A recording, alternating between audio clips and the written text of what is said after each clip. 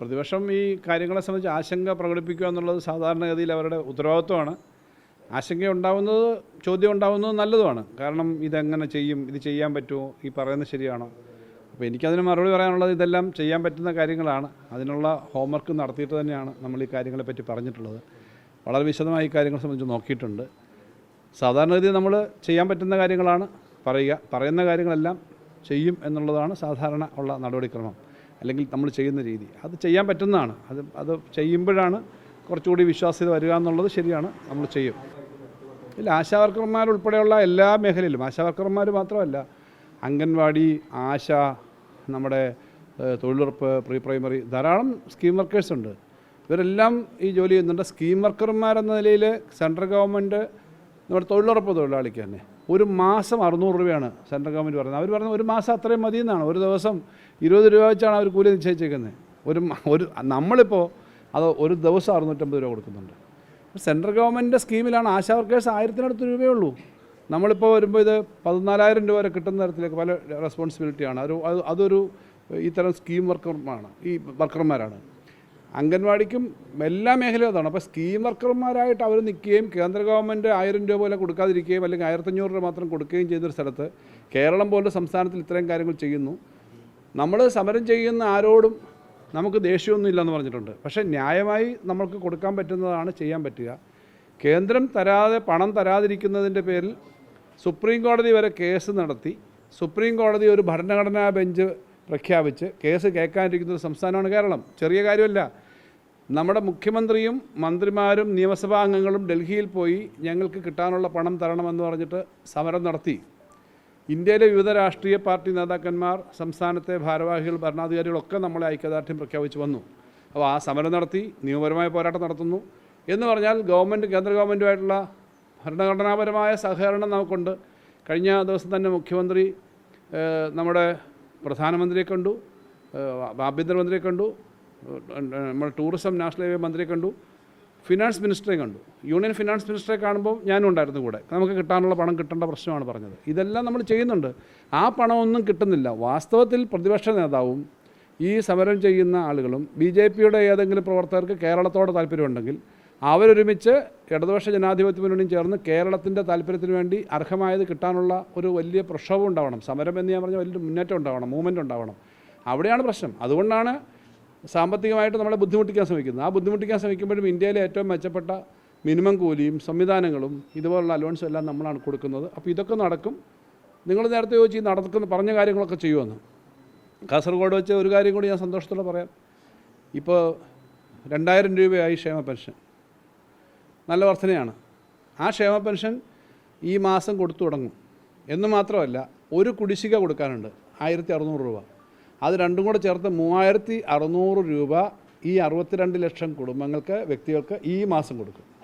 അതിനേക്കാൾ ഇലക്ഷൻ മുൻനിർത്തിയല്ല ഇതോ? ഇല്ലില്ല, ചട്ടത്തിൻ്റെ പ്രശ്നമില്ല. കാരണം നേരത്തെ നമ്മൾ നിയമസഭയിൽ മുഖ്യമന്ത്രി തന്നെയാണ്, ബഹുമാനപ്പെട്ട മുഖ്യമന്ത്രി അവിടെ പ്രസ്താവന നടത്തുമ്പം റൂൾ 300 അനുസരിച്ചിട്ട് നമ്മൾ കൊടുത്തു തീർക്കാനുള്ള കുടിശ്ശിക ഞങ്ങൾ പറഞ്ഞിട്ടുണ്ട്. ഞങ്ങൾക്ക് 18 മാസത്തെ ഒന്നും കുടിശ്ശിക വന്നില്ല. ഇടയ്ക്ക് വലിയ തോതിൽ പണം തരാതിരിക്കുമ്പോൾ ഒരു വർഷം ഏകദേശം 57,000 കോടി രൂപ വരെയാണ് ഒരു വർഷം കുറച്ചത് കേന്ദ്ര ഗവൺമെൻറ്. അവിടെ നമ്മൾ ആഭ്യന്തര വരുമാനം വർദ്ധിപ്പിക്കുകയും മറ്റ് ചിലവുകൾ, അനാവശ്യ ചിലവുകൾ നിയന്ത്രിക്കുകയൊക്കെ ചെയ്തിട്ടാണ് മുന്നോട്ട് പോകുന്നത്. അപ്പം ഞങ്ങൾക്കൊരു 3-4 മാസത്തെ കുടിശ്ശിക ഉണ്ടായിരുന്നു. 5 മാസത്തെ വരെ കുടിശ്ശിക വന്നു. കഴിഞ്ഞ വർഷം തന്നെ 2 മാസത്തെ കുടിശ്ശിക കൊടുത്തു തീർത്തു. അപ്പോൾ മുഖ്യമന്ത്രി പറഞ്ഞു ഞങ്ങൾ 3 മാസത്തെ കുടിശ്ശിക കൊടുത്തു തീർക്കും, DAയുടെ 2 ഗഡു ഇപ്രാവശ്യം കൊടുക്കും. ഇങ്ങനെ കുറേ കാര്യങ്ങൾ നമ്മുടെ റൂൾ 300 പറഞ്ഞല്ലോ.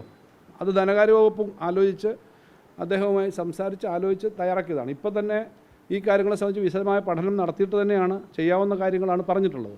അപ്പോൾ അതിൻ്റെ ഭാഗമായിട്ട് ഞങ്ങളിനി ഒരു കുടിശ്ശിക കൊടുക്കാറുണ്ട് 1600 രൂപ. കേരളത്തിലെ എല്ലാവർക്കും, അത് UDF, LDF, BJP അനുഭാവികൾ ആരെങ്കിലും ഉണ്ടെങ്കിൽ എന്നുള്ള വ്യത്യാസമൊന്നുമില്ല. എല്ലാവർക്കും കിട്ടുന്ന വലിയൊരു ആനുകൂല്യമാണ്. ആദ്യമായിട്ടാണ് ഞാൻ ഇത് ഈ മാസം തന്നെ കൊടുക്കുമെന്ന് പറയുന്നത്. ഇവിടെ വെച്ചാണ് പറയുന്നത്.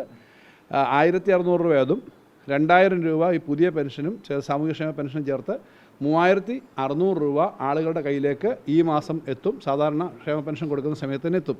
അപ്പോൾ ഇത് പറഞ്ഞത് വെറുതെ അല്ല, കൊടുക്കാൻ തന്നെയാണ് എന്ന് വരാൻ വേണ്ടിയിട്ടാണ്. DA കൊടുക്കുന്നതും സാങ്കേതികമായ പ്രശ്നമുണ്ട്. ഇപ്പോൾ പ്രഖ്യാപിച്ചാൽ അതിനകത്ത് ഈ പേപ്പർ കറക്റ്റ് ചെയ്യുന്നുണ്ട്. അതിൻ്റെ എല്ലാം ഇന്നലെ സൈൻ ചെയ്ത് കാര്യങ്ങൾ പോയി, ക്യാബിനറ്റ് തീരുമാനം വന്നിട്ട് അതും ഇപ്പം തന്നെ കൊടുത്തു തുടങ്ങാനുള്ള പരിപാടിയാണ്. അപ്പോൾ ഇങ്ങനെ കാര്യങ്ങൾ ചെയ്യാവുന്നതാണ്. അതേസമയം നമുക്ക് നേരെ ഈ ഓരോ കാര്യങ്ങളിലും തടസ്സമുണ്ടാക്കാൻ വേണ്ടി നമ്മൾ കൊടുക്കുന്ന കാര്യങ്ങളെ തന്നെ തടസ്സമുണ്ടാക്കാനും കേസിനും ഒക്കെ പോകുന്ന തർക്കങ്ങൾ ഉണ്ടാക്കുന്ന ആളുകളുണ്ട്. അത് വേറെ നിൽക്കട്ടെ, പക്ഷേ ഇത് കൊടുക്കാൻ പറ്റും. ഈ ആത്മവിശ്വാസത്തോടുകൂടി ബഹുമാനപ്പെട്ട മുഖ്യമന്ത്രി പറഞ്ഞു, ധനകാര്യ വകുപ്പ് മന്ത്രി എന്നല്ല ഞാനും പറഞ്ഞു, ഇത് സംബന്ധിച്ച് ചുമ്മാതെ ഒരു മാജിക്ക് പോലൊരു പ്രഖ്യാപനം നടത്താൻ പറ്റില്ല. ലോട്ടറി എടുത്തിട്ട് പ്രഖ്യാപനം നടത്തുന്നതല്ല. തമാശയ്ക്ക് വേണം, ഇത് ലോട്ടറി വല്ലതും അടിച്ചോ സർക്കാരിന്? അങ്ങനല്ല, കൃത്യമായ ഒരു കണക്കും കാര്യങ്ങളും പഠിച്ചിട്ട് തന്നെയായിരിക്കും ചെയ്യുന്നത്. അതിനുള്ളൊരു പരിപാടി ആലോചിച്ച് വിശദമായി നോക്കി അതിൻ്റെ കാര്യങ്ങൾ നോക്കിയിട്ടാണ് പറയുന്നത്. അത് ചെയ്യാൻ പറ്റുമെന്നുള്ളത് കൊണ്ട് തന്നെയാണ് അങ്ങനെ ആത്മവിശ്വാസത്തോടെ പറയുന്നത്. അടുത്ത തെരഞ്ഞെടുപ്പിൻ്റെ മേളിൽ ഈ ബർഡൻ ഉണ്ടാക്കാനാണെന്ന് ഇവർ പറയുന്നല്ലോ. അങ്ങനെ സാധാരണഗതി തെരഞ്ഞെടുപ്പിൻ്റെ സമയത്ത് നമ്മൾ ലാസ്റ്റിലെ മന്തിലാണ് പറയുന്നതെങ്കിൽ 2 മാസം മുമ്പ് പറയുന്നത് പറയും, 2-3 മാസത്തേക്കാണ് കൊടുക്കുന്നത്, അല്ലെങ്കിൽ 1 മാസത്തേക്കാണ് കൊടുക്കുന്നത്. ഞങ്ങൾ 6 മാസത്തെ ഉത്തരവാദിത്വമാണ് എടുക്കുന്നത്. 1 വർഷത്തിൽ കൊടുക്കേണ്ടതിന് 6 മാസത്തെ ഉത്തരവാദിത്വം എടുക്കുന്നത്. 6 മാസം കൊടുക്കുമ്പോൾ ഇത് കൊടുക്കാൻ പറ്റുന്നതാണെന്ന് ആൾക്ക് ബോധ്യപ്പെടുമല്ലോ. അല്ലെങ്കിൽ പറയുന്നതൊരു ഇലക്ഷൻ പ്രചരണമാണ്. പിന്നെ എന്തുകൊണ്ടാണ് ഇത് കൊടുക്കുന്നത്? ഞങ്ങൾ ജനങ്ങളോടുള്ള ഉത്തരവാദിത്വമാണ്, കൊടുക്കാനുള്ള ഉത്തരവാദിത്വം എന്ന നിലയിൽ തന്നെയാണ് ചെയ്യുന്നത്. രാജ്യത്ത് അതുകൊണ്ട് തന്നെയാണ് വലിയ വറുതിയും ബുദ്ധിമുട്ടും ഒന്നുമില്ലാതെ ജനങ്ങൾക്ക് സ്വസ്ഥമായി ജീവിക്കാൻ ഇവിടെ കഴിയുന്നത്. പിന്നെ UDF നേതാക്കന്മാരുടെ വല്ലാത്തൊരു ആശങ്ക ഇനി അടുത്ത് വരുന്ന ഗവൺമെൻറ് എങ്ങനെയാണ് ഇത് കൈകാര്യം ചെയ്യുന്നതെന്നുള്ളതാണ്. അതെന്തായാലും അടുത്ത് വരുന്ന ഗവൺമെൻറ് LDF ഗവൺമെൻറ് വരണമെന്നാണ് ഞങ്ങൾ ആഗ്രഹിക്കുന്നത്, ഞങ്ങൾ അഭ്യർത്ഥിക്കുന്നത്. ജനങ്ങളത് വിശ്വസിക്കും, പിന്തുണയ്ക്കുമെന്നാണ് ഞങ്ങൾ വിചാരിക്കുന്നത്. ജനങ്ങളാണ് നിശ്ചയിക്കേണ്ടത്. എന്നാലും LDF ഗവൺമെൻറ് ഇക്കാര്യത്തിനകത്ത് നല്ല ആത്മവിശ്വാസത്തോടെയാണ് ചെയ്യുന്നത്. അത് നടത്താൻ പറ്റും. കഴിഞ്ഞ തെരഞ്ഞെടുപ്പിൽ 5 വർഷം മുമ്പ് ഇതുപോലുള്ള ശമ്പള പരിഷ്കരണവും മറ്റു കാര്യങ്ങളൊക്കെ വന്നപ്പോൾ ഇതേപോലെ പറഞ്ഞു. ഞാൻ ധനകാര്യമന്ത്രിയായി ചുമതലയെടുക്കുന്ന സമയത്ത് തൊട്ട് മുമ്പത്തെ ഗവൺമെൻറ്റിനേക്കാളും വലിയ ബാധ്യത 30,000 കോടിയിലധികമാണ് ആ വർഷത്തെ സ്പെൻഡിങ് വന്നു. 30,000-35,000 കോടി വരെ വന്നു. ആ ബാധ്യതയുണ്ടായിരുന്നു. വലിയ ബാധ്യതകൾ വരുമല്ലോ, സാധാരണഗതിയിൽ ഈ ബാധ്യതകൾ വരും. ആ ശമ്പള പരിഷ്കരണം ഞങ്ങൾ വന്നതുകൊണ്ടാണ് നടപ്പിലാക്കിയത്. അന്നും ഇതുപോലെ പ്രതിപക്ഷം പറഞ്ഞു ഇത് അടുത്ത ഗവൺമെൻറ്റിനെ തകർക്കാൻ വേണ്ടിയിട്ടാണ് ഇത് ചെയ്യുന്നതെന്ന് പറഞ്ഞു. LDF ഗവൺമെൻറ് അല്ലായിരുന്നു വന്നതെങ്കിൽ, തുടർച്ചയായിട്ട് ഈ ഗവൺമെൻറ് വന്നില്ലായിരുന്നെങ്കിൽ ആ പരിപാടികൾ പലതും നടത്താതെ നിർത്തിപ്പോയേനെ. അപ്പോൾ ഇത് നടത്താൻ പറ്റുമെന്നുള്ള ഉറപ്പാണ്. അത് നടത്തേണ്ട കമ്മിറ്റ്മെൻ്റ് ഉണ്ട്. അത് ചെയ്യാൻ പറ്റുമെന്നുള്ള വിശ്വാസത്തോടുകൂടി തന്നെയാണ് പറയുന്നത്. അത് ചെയ്യാൻ പറ്റും. എന്തായാലും പ്രതിപക്ഷത്തിൻ്റെ ആശങ്കയും ഈ സംശയങ്ങളും ഒക്കെ വളരെ ഗൗരവത്തോടെ ഞങ്ങൾ എടുക്കുന്നത്. എന്തായാലും ഇടതുപക്ഷ ജനാധിപത്യ മുന്നണി ഇത് തുടർച്ച വന്നു കഴിഞ്ഞാൽ ഇതെല്ലാം ചെയ്യുമെന്നുള്ളത് ഉറപ്പാണ്. ചെയ്യാൻ പറ്റുമെന്നുള്ള വിശ്വാസമുള്ള കാര്യങ്ങളെ പറഞ്ഞിട്ടുള്ളൂ എന്നാണ് പറയുന്നത്. എനിക്ക് പിന്നെ ആ മരുന്നിൻ്റെയൊക്കെ ഈ കെമിക്കൽ കണ്ടൻറ്റും മറ്റു കാര്യമൊന്നും സാങ്കേതികമായി പറയാനുള്ള ധാരണ എനിക്കില്ല. അതേസമയം സാമ്പത്തിക സ്ഥിതി കാരണം അങ്ങനത്തെ മരുന്നുകളൊന്നും വെട്ടിക്കുറയ്ക്കുന്നില്ല. ഇപ്പം തന്നെ എൻഡോസൾഫാൻ്റെ ലിസ്റ്റിൽ നേരത്തെ പെടാത്ത കുറേയേറെ ആളുകൾക്ക് ഇപ്പം ഏർപ്പെടുത്തി നിങ്ങൾക്കറിയാമല്ലോ. കഴിഞ്ഞ ദിവസങ്ങളിൽ വലിയ ഒരു സാമ്പത്തികമായ ഉത്തരവാദിത്വം വരുന്ന ബാധ്യത വരുന്നൊരു കാര്യമാണ്. അത് നമ്മൾ കഴിഞ്ഞ ദിവസം ഏർപ്പെടുത്തിയല്ലോ. അതേസമയം നമ്മൾ 600-700 കോടിയാണ് ഒരു വർഷം ബഡ്ജറ്റിൽ സാധാരണ വെക്കുന്നത് ഈ കാരുണ്യ പോലുള്ള പദ്ധതിക്ക്.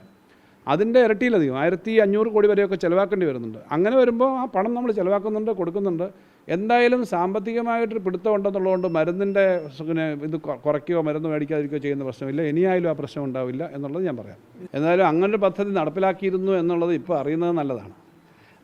അതാണ് എനിക്കതിനെപ്പറ്റി പറയാനുള്ളത്. കാരണം ഇതുവരെ ആരും പറയുന്നത് കേട്ടിട്ടില്ല. പ്രഖ്യാപനം വരുന്നത് ഇപ്പോൾ നേരത്തെ ചെയ്ത കാര്യങ്ങളൊക്കെ നല്ല കാര്യങ്ങൾ തന്നെ, അതിനെ ആരും നമ്മൾ തള്ളി പറഞ്ഞിട്ടില്ല. പക്ഷേ നേരത്തെ ശ്രീ A. K. ആന്റണിയുടെ ഗവൺമെൻറ് നടപ്പിലാക്കിയ കാര്യമായിരുന്നു ഇത് എന്ന് പറഞ്ഞാൽ അത് അത്ഭുതകരമായൊരു കാര്യമാണ്. എന്തായാലും അതുവഴി കാര്യങ്ങൾ പ്രശ്നങ്ങൾ പരിഹരിച്ചില്ല എന്ന് നമുക്കറിയാമല്ലോ. ഇക്കാര്യത്തിനകത്ത് ഇനി നമുക്ക് കൂടുതൽ കാര്യങ്ങൾ ചെയ്യണം എന്നുള്ളത് പറഞ്ഞുകൊണ്ട് ഇതിനകത്ത് ചേർന്ന് ഈ അഭിമാനകരമായ സന്ദർഭത്തിൽ ആ പോസിറ്റീവായ കാര്യം അംഗീകരിക്കാനും കൂടി പ്രതിപക്ഷ നേതാവ് തയ്യാറാകണം എന്നാണ് എൻ്റെ അഭ്യർത്ഥന.